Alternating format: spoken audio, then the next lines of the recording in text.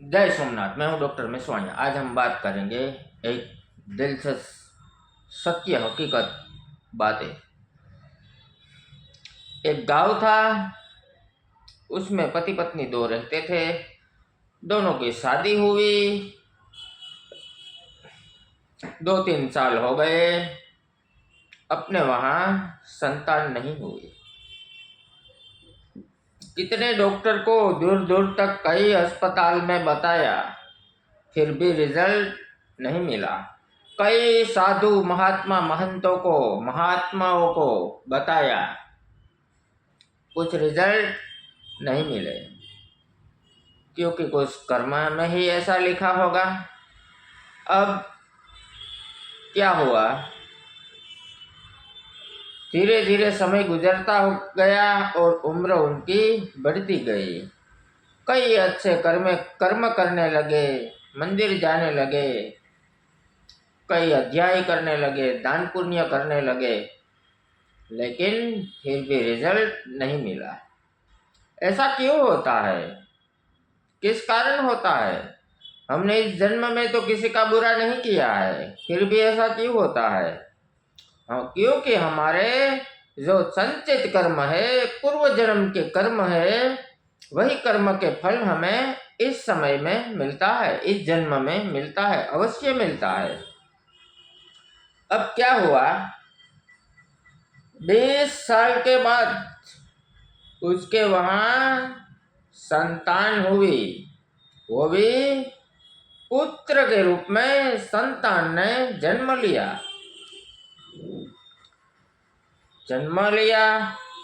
और जन्म होते ही 1 ही घंटे में उनकी संतान की मृत्यु हो गई। उसकी माता बहुत रोई, लेकिन जो मर गया वो वापस नहीं आ सकता। अब उसने एक सिद्ध महात्मा पुरुष थे, जो साधु बाबा हम कहते हैं, वो बच्चे को उसके पास ले गई। वहां जाके महात्मा को बताया, कई वर्षों के बाद हमारे घर पे संतान का जन्म हुआ है पुत्र के रूप में, और वो पुत्र 1 घंटे में मर गया। 1 ही घंटा हुआ है, मर गया। बहुत रोई थी। साधु महात्मा ने बताया, अब वो जिंदा तो नहीं हो सकते। नहीं, बहुत गिड़गिड़ाई, बहुत रोई। साधु महात्मा ने कहा, ऐसा नहीं हो सकता बच्ची। फिर भी उसने ऐसा कहा, नहीं, सिर्फ कुछ समय के लिए जिंदा कर दो, और बस मुझे एक बार माँ कह दे, कोई बात नहीं, जैसे आपकी मर्जी। सिद्ध पुरुष था, साधु महात्मा था, तपस्वी था, योगी था, और वही सिद्ध पुरुष ने, बाबा ने आत्मा को बुलाई और 2 मिनट के लिए आत्मा का इस शरीर में प्रवेश किया और जिंदा हो गया। अब सिर्फ 2 मिनट के लिए ही बुलाई थी आत्मा को, इसलिए 2 मिनट तक ही जीवन दान मिलेगा। मैंने बताया, ऐसा क्यों हुआ, आप एक बार मुझे बस माँ कह दो। बच्चे ने कहा, कौन माँ? कैसी माँ? तू मेरी माँ है? नहीं, मैं तुम्हारी संतान नहीं हूँ। तुमने मेरी कोख से जन्म लिया है, तुम ही मेरी संतान हो। नहीं, पिछले जन्म में मैं एक स्त्री थी और आपकी पत्नी थी और आप पुरुष थे। नहीं, आप ही स्त्री थी, लेकिन मेरा जो पति था सौतन थी, तुम उसकी सौतन थी, ले गई थी मेरे पति को। बहुत गिड़गिड़ाया, बहुत रोई, लेकिन तुमने मुझे नहीं दिया।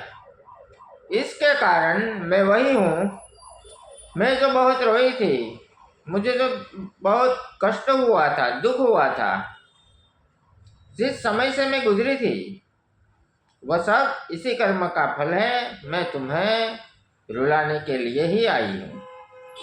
उसके बाद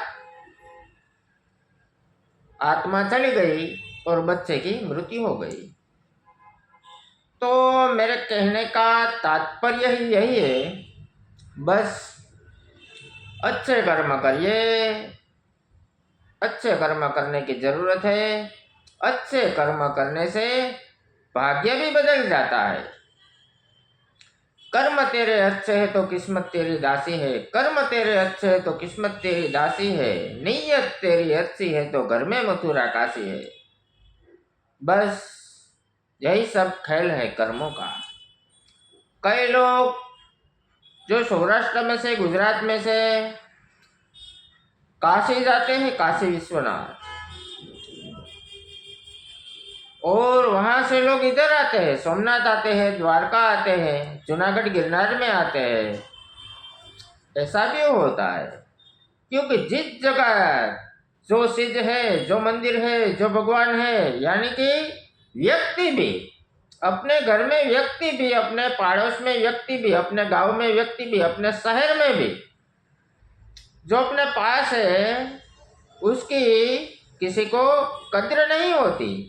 इनकी इज्जत कोई नहीं करेगा, चाहे कितना भी शक्तिशाली हो, अच्छा इंसान हो, भला इंसान हो, दयालु इंसान हो, जब तक है तब तक इसकी कोई कदर नहीं करेगा। और मैं तो कहता हूँ, 100 बार काशी, 100 बार काशी और 1 बार प्राची। ये लोग जो मृत्यु होने के बाद अपने माता पिता के लिए, अपने दादा दादी के लिए, अपने नाना नानी के लिए, अपने रिश्तेदार के लिए, अपने भाई के लिए, अपनी बहन के लिए, अपने संतान के लिए, जो लोग काशी जाते हैं तर्पण करने के लिए, मोक्ष के लिए, आत्मा की सद्गति के लिए, 100 बार काशी और 1 बार प्राची। हमारे यहाँ सौराष्ट्र में है, सोमनाथ से कुछ नजदीक है, प्राची है। उसका महत्व क्यों है वो भी मैं आपको बताऊंगा। वहाँ पहले के समय में, महाभारत के समय में, वहाँ एक पीपल का वृक्ष था, और वो वृक्ष कृष्ण भगवान ने उससे बड़ा किया था वो वृक्ष को। इसीलिए पहले के समय में उसमें जो पीपल के पत्ते हुआ करते थे, वो सोने के पत्ते थे, गोल्ड। लेकिन समय के कारण आज वो गोल्ड नहीं रहा। इसीलिए उसको, उस पीपल को मोक्ष पीपल कहते हैं। इसीलिए मेरी राय माने, ऐसा नहीं कि काशी नहीं जाना चाहिए, लेकिन किसी के पास पैसा नहीं होता, कई लोग मजबूर होते हैं, कई लोग के पास गरीबी होती है, वो काशी तक नहीं जा सकते, तो उसके लिए बेटर है प्राची। वहाँ जाके आप कुछ करो, तर्पण करो, कुछ विधि करो, वहाँ जाके करना चाहिए। आपको अपने जो रिश्तेदार है उनके आत्मा को शांति मिलेगी और मोक्ष मिलेगा।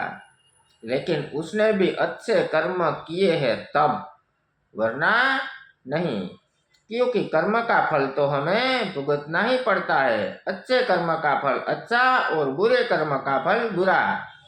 कई शास्त्री लोग बोलते हैं ये करने से पाप धुल जाता है। नहीं, ये सरासर गलत है। आप तो पाप करते ही रहो, और गंगा में जाके स्नान करने से पाप क्या मिट सकते हैं? नहीं। उसके बाद कई पाप करने के बाद हम अच्छे कर्म करते हैं तो उनसे भी पाप हमारा नहीं मिटता। अच्छे का अच्छा मिलेगा, बुरे का बुरा मिलेगा। इसीलिए हम जैसी करनी वैसी भरनी, कर्म का फल मिलता है। और ऐसे समय में, इस कलयुग में तो यही मिल जाता है, आज नहीं तो कल, लेकिन मिलता है इसी जन्म में। दोस्तों, ये वीडियो आपको अच्छा लगे शेयर करें, सब्सक्राइब करना ना भूलें, लाइक करें। जय सोमनाथ, धन्यवाद।